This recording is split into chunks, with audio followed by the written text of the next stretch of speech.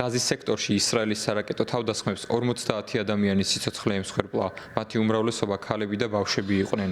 თავდასხმების სამიზნე იყო საცხოვრებელი ადგილები, მათ შორის შენობები, დევნილთა თავშესაფრები და კარვების ბანაკები. პალესტინელები ბენიამინ ნეთანიაჰუს მთავრობას მშვიდობიან მოსახლეობაზე მიზანმიმართულ თავდასხმაში ადანაშაულებენ და ყველა მონაწილე მხარეს საბრძოლო მოქმედებების შეწყვეტისკენ მოუწოდებენ. ესაა ბავშვი, რომელიც ნანგრევებიდან ამოვიყვანეთ. ნეთანიაჰუს მთავრობამ ამ ბავშვს რა ბრალი მიუძღვის, რა დააშავა. ეს საცხოვრებელი შენობაა.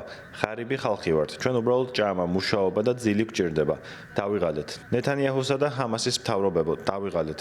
ღვთის გულისათვის დაასრულეთ ეს ომი. ჰამასის მიერ მართული ღაზის ჯანდაცვის სამინისტროს ცნობით, ჩრდილოეთში ორ თავდასხმას 28 პალესტინელი ემსხვერპლა. ღაზის სექტორის სამხრეთში, ქალაქ ხან-იუნისში, ისრაელის სარაკეტო იერიში 7 ადამიანის სიცოცხლე ემსხვერპლა, მათ შორის 4 ბავშვია.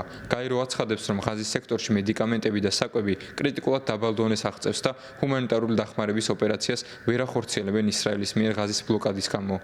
ისრაელის მთავრობის თქმით, ბლოკადა მიზნად ისახავს ხელი შეუშალოს ჰამასის გადაჯგუფების მცდელობას. ისრაელისთვის ესაა ზეწოლის მექანიზმი, რათა ჰამასმა დარჩენილი მძევლებიც გაათავისუფლოს.